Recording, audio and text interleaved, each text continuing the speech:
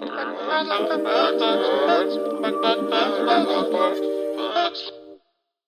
hello everybody. Welcome to Literature in Robes with Jared. Welcome back to a special edition of our Literature in Robes today. Special! It is scary season, or we just had it. A lot of book readers on YouTube and elsewhere, Book Talk, all those places, tend to read only stories that are scary during the month of October. And I thought, well, why not? I might as well give that a shot as well. But I thought this year that'd be kind of fun. And what I discovered is there's some pretty good horror authors out there. It's not my go-to genre to read, but I do find it interesting because it does kind of walk the line of fantasy or science fiction sometimes, because inevitably some of these evil things that come into the stories have to be explained somehow about how they got there in the first place. Where do babies come from? Where do you think they come from? Well, I think a stork, he drops it down, and then a hole goes in your body, and there's blood everywhere coming out of your head, and then you push your belly button, and then your butt falls off, and then you hold your butt, and you have to dig, and you'll find a little baby. That's exactly right. Today, I am going to review 5 different books that I read during the month of October, and hopefully get this out to you guys by early November to celebrate the season. Let's get started then. The first book I read was The Exorcist. And this is a 40th anniversary version of the book. I believe there's a 50th anniversary book that came out as well. Every 10 years or so, it seems like they put a new cover, a new everything on this. But The Exorcist is written by an author named William Peter Blatty, and I was really impressed. For a book being written in 1971, this book held my attention throughout the whole thing. What was interesting about this, and there is a movie out there, is that the book that Blatty wrote is much different than the movie. And a lot of taken this intellectual property and made several movies about The Exorcist. But I don't know how well they actually address what's in the book. The movie is just really the ending of the book once the young girl, Regan, is possessed. What the book does is provide a lot of background. It actually starts from the beginning of when this possession, this demonic possession, began occurring, and you get more of a story about Regan's mother, a little bit more of the background of the priests that are involved, and it really fills in a lot of the backstory that brings us to the whole exorcism and all that stuff. I really appreciated how the doctor, the priest, were very analytical, very scientific in how they tried to explain this possession, this need for an actual exorcism. A lot of what they were trying to determine in this book was what was the actual psychosis going on, because in the 70s they were really trying to get into a lot of psychological research. The diagnostic and statistic manual at the time was still kind of breaking its own ground so that they could diagnose psychological challenges. What I really enjoyed about this is how William Peter Blatty went through that whole process of trying to eliminate a psychological reason for this, even though as a reader you're definitely aware of how messed up this whole situation is. And you see from the earliest moments up until the end. I'm afraid. The whole book was really great. I thought it explored a lot of different points of view. The exploration between the idea of believing in religion versus not believing in religion was prevalent in this book. But for back in the 70s, that was probably an edgy topic to discuss. Satan suck a dick. The ending was not quite what I expected it to be. It kind of pushed right up until the end, and then everything just happened really quickly, and it ended in a good way, but it also kind of left a door open to more. Not necessarily with this house or with the characters, but more. I want people to read this book. It was really good. So The Exorcist, I ended up giving it a 4.7 out of 5 robes. Like I said, I really enjoyed this. It's one of the better reads of the year. I was kind of surprised that a book from the 1970s would kind of grab me like it did, and I really enjoyed it.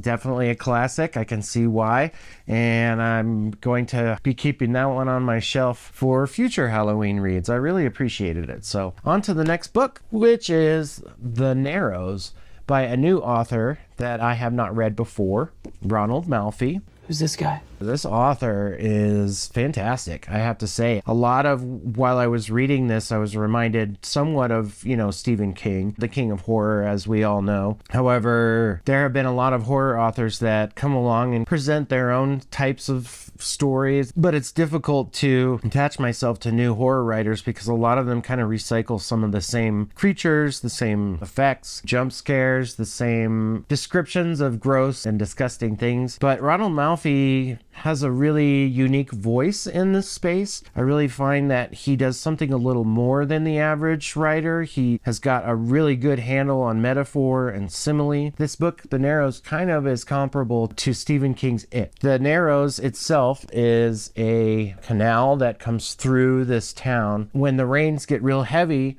in this area, the town typically floods. The scary part about this is that because of the flood, something was brought to that area. There's a little bit of coming of age to this because it's got kids in it that are exposed to these scary things. There's a sheriff. The town is in its own way breaking down. Ronald Malfi pays homage to some of those small towns, the quirky people, the quirky shops. As things in these old towns start deteriorating, a lot of things shut down and a lot of hope for this town's survival pretty much becomes obsolete. And so it sets really good ground for scary things to happen. Not a lot of help is available. A lot of we got to deal with this on our own type stuff. So I really enjoyed The Narrows, though. It was very dark. It was a Bram Stoker Award finalist. That should tell you something because it was pretty nerve-wracking. I thought Exorcist was kind of tense. This one brought it up another notch from that. I was really feeling it. He doesn't really reveal anything until a bit later in the book, but you're constantly aware of something that just makes everybody creep and crawl in this town. So I don't want to say too much more about that, but the book, I gave it a 4.8 out of 5 robes. Like I said, it just kind of turned up the screws a little bit more from The Exorcist. And I've read a few scary books already in the past that I was kind of feeling, that was all right. But this one definitely hit. I'm going to definitely be picking up more Ronald Malfi for getting scared. Don't want to scared half to death.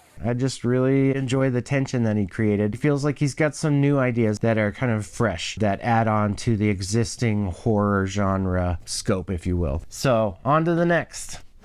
I Was a Teenage Slasher by Stephen Graham Jones. This is a book that I wanted to read after having read his Indian Lake trilogy, which I do have a review for. I believe that series was a great way to start into what Stephen Graham Jones does as an author. He does appear to lean on the first-person narrative. He's got a very southern approach to the way he tells his characters, the way he tells his stories. This story is set in Texas, which I believe is where Stephen Graham Jones hails from, is Texas. You can tell he's very familiar with the sort of life in a small Texas town that he's familiar with. He describes it very well. I feel like he's improved as a writer since the Indian Lake trilogy with this book. It's basically a memoir of a slasher who is alive today, but wanted to tell their story of how they became a slasher. This book comes right out of the gate, throwing some slashery stuff at you, and Stephen Graham Jones seems to be kind of known for that, at least in the books that I've read, that he really follows slasher lore from movies and books and comics and things like that to help to tell the stories, to present a model or a stereotype for slashers that he tells his stories through. It's very interesting telling because he opens the world to a slasher's mindset, a personality, a change that occurred, and I won't get into it too much about how that occurred. I actually enjoyed his representation of what a slasher with maybe a little bit of tongue-in-cheek sense of humor about how and what they are brought a few belly chuckles from me.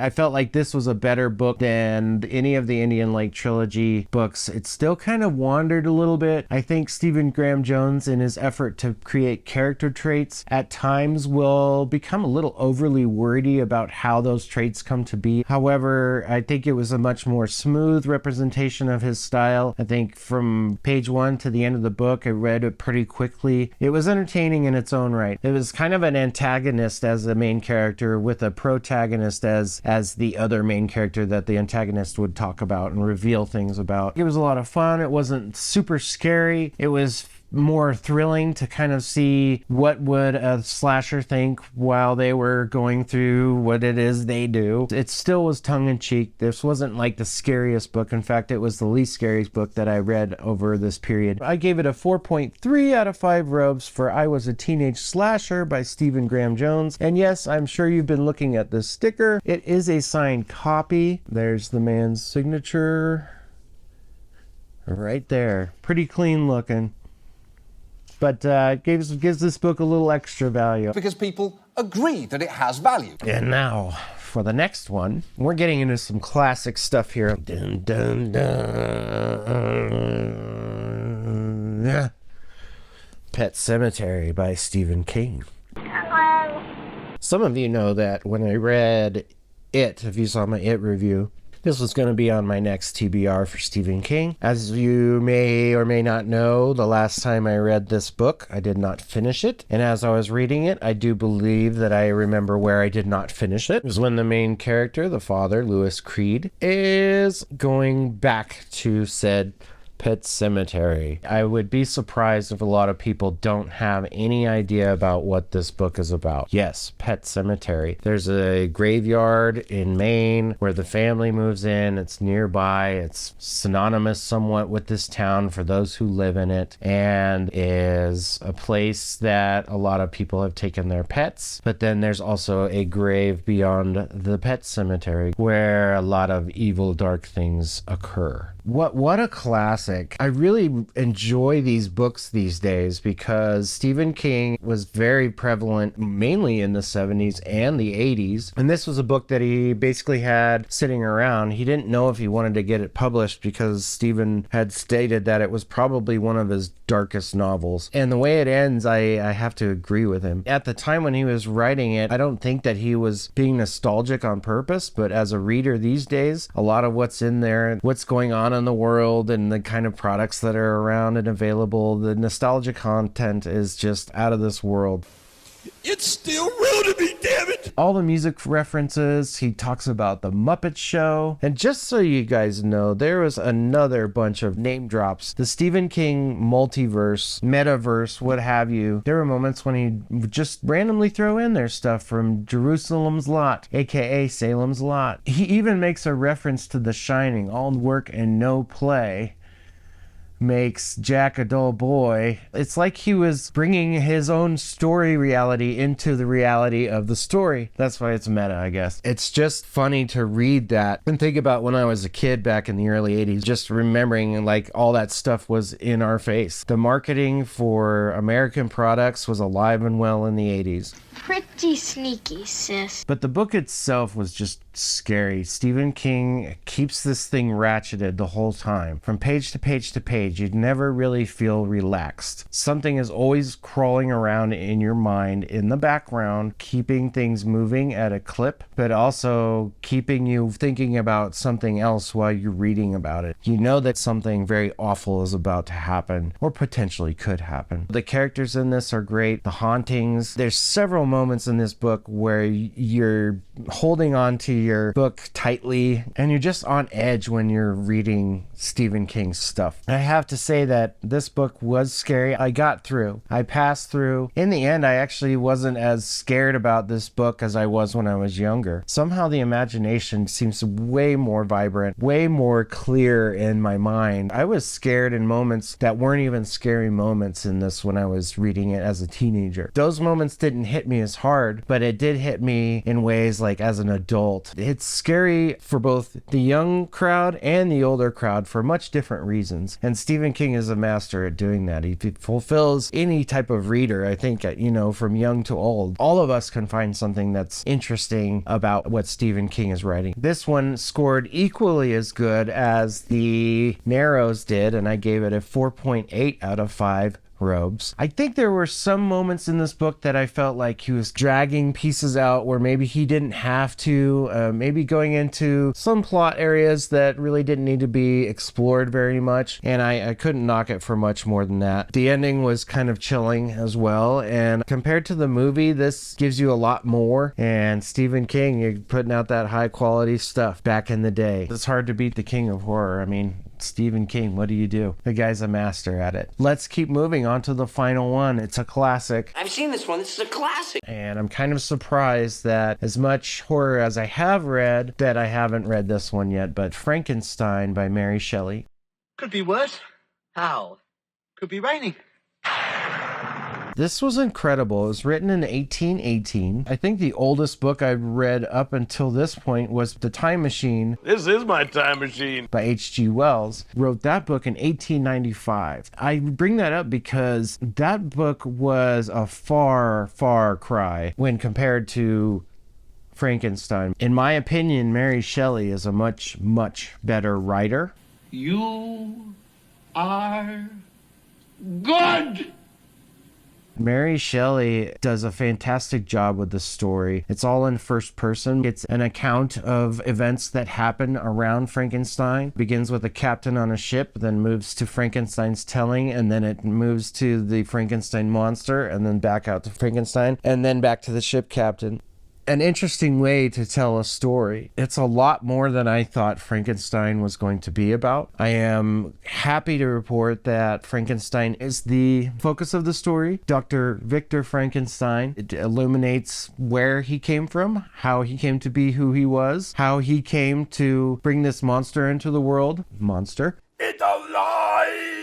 It subtly approaches themes of the other, being afraid of what we do not understand. It doesn't really involve itself much in the story like in the movies do, where they have the gigantic lab and the lightning and Igor and all the other stuff. It's really quite simple. It delves into how this experiment kind of came to be, and in the space of maybe 2 or 3 paragraphs, we are introduced to the fact that he has created something. We don't have any lines like, it's alive, it's alive. It's none of that. There's so much that gets taken out of these classic stories when they're put into movies. It's really incredible. So the story, it's almost like a whole new telling, even though it's the original telling of the pop culture icon that Frankenstein has become. It goes without saying that Frankenstein is not the monster. It's Frankenstein's monster who is. But the monster isn't even a monstrosity in its own right, because the monster comes into being almost like being birthed into the world. No grasp over their senses, the 5 senses, sight and hearing and touch and feel and taste. Mary is very attentive to these details, which makes the book a lot more vibrant, a lot more full, a lot more complete in the telling, which to me I thought was very interesting and cool, because 1818 stories and the way people spoke and wrote were very different, very formalized compared to the informal way stories are told these days. There's more attention to voicing and the narrative device of the author versus how it was back then. Similarly to H.G. Wells, there's a lot of by the by and consequently, and the use of terrific was not as like, hey, that's really great. Terrific meant like there is a very scary, it's like terrorific almost. There's also a lot of words that you don't see today, like one of the words was endued, which seems to me to mean like implied or imbued, like when something is given some sort of an essence, a symbolic meaning, it is imbued with something, imbued with power, and she would use this as endued with power or something like that. Adduced versus like say induced or deduced. I haven't heard adduced used at all. I don't think it's in the common vernacular these days. All of these words represent different things compared to how those words are used today. So you have to do some little bit of deciphering when you're reading, but Mary Shelley would get into this nice, really, really nice flow, even though it was mainly a memoir. There wasn't a lot of dialogue, but the dialogue was effective, very effective. It's very much a story about an experience, the feeling of what it means to be someone who's responsible for such ugliness, and the ugliness that is responsible for that as well. And just the tension between Frankenstein and his monster, his creation, is excellent for an 1818 book. I just was very, very pleased. I thought this book was going to get tiresome and I would get bogged down in the language, but Mary is a very, very proficient writer. She was 100 years before her time. I really enjoyed getting into that piece of history, that story from such a long time ago. It was very eye-opening to read something of that age. At some point, I will be picking up Dracula by Bram Stoker. I may save that for next Halloween, just so I can have like a big-time book to talk about for the next spooky season. So Better luck next year. Oh, say no more of this everlasting class, so magnificently told. Ah, Mary Shelley, classic horror. I give you Frankenstein a 4.8 out of 5 robes. Very enjoyable. I wouldn't read this if you're not really wanting to get into classic stuff. You might find yourself getting bored, although it is fairly short. It was only like 230 pages. It's been preserved for good reason, but it is not going to read like a lot of stories that are written today, so just keep that in mind. But I was pleasantly surprised. I can see why it is a classic. I can see why it's continuously on the bookshelves of bookstores across the world. It is a masterpiece. Love it. Very impressed. That's all I have for today, guys. Thanks for watching. It is conclusion to the spooky season. If you have any comments, read any of these books, I'd be very interested to hear what you think about them down below in the comments. Please like and subscribe as we do around here. Smash that thing and do the thing with the bing bong bell. And in the meantime, what we always do around here is tell y'all to keep reading. Today, yeah, I'm gonna read but it's written by an author, William Peter Blatty. I was really impressed. I've never read anything by William Peter Blatty before. William Peter Blatty. Here we go. Why can't I say this? Never read anything by Peter Blatty. There's kids. There's a bit of I Was a Teenage Slasher by, which I believe is where Stephen Graham Jones is. I gave it a 4.3 out of 5 robes. Maybe leave a comment in the comment section below. Mr. Dr.